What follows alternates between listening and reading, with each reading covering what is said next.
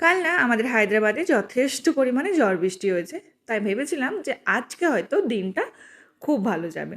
না, আমি ভাবলে তো হবে না, ওপরে একজন বসে আছে যে ঠান্ডা গরম, যার হাতে সব কিছু আছে, ঠিক আছে, যার মানে পারমিশন ছাড়া কোনো কিছুই হয় না।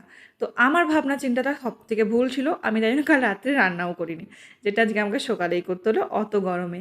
এখন করে ভয় তো তোমরা সবাই জানো, যারা আমার ব্লগ দেখো, আমি রাত্রে রান্না করে রেখে দিই, সেটা সকালে খাই, রান্নাঘরে আসি না এত গরমের জন্য।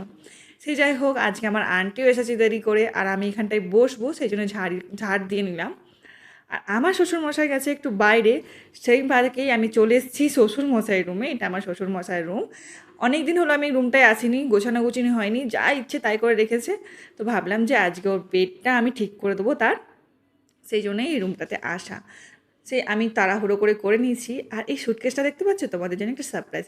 সারপ্রাইজ নয়, বলেই দিই, আসলে আমরা কলকাতা যাচ্ছি। হ্যাঁ, আমার কোনো ইচ্ছে নেই, তবে আমার ছেলে খুব কাঁদছে কদিন ধরেই। তো ওর জন্যই আমরা অর্ধেকটা ব্যাগ ও অনেক দিন আগেই গুছিয়ে নিয়েছে, ঠিক আছে, ওর যাবতীয় জিনিস ও গুছিয়ে নিয়েছে। আমি যা সাজকে দু একটা ড্রেস ওর মধ্যে গুছাচ্ছিলাম, মানে প্রায় এক মাসের মতো একটা গোছানো হয়ে পড়ে আছে, মানে আর লজ্জার কথা কিছু বলার নেই এখানে।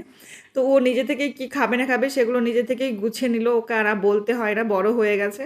আর এই দেখো বেলা 5টার সময় ঘুমিয়েছে আমার ছেলে এখানে, আমি মানে পাগল হয়ে যাব, মানে এই ঘুমিয়েছে আর রাত্রে ঘুমোবে না, এবার সারা রাত আমাকে ওকে নিয়েই জাগতে হবে।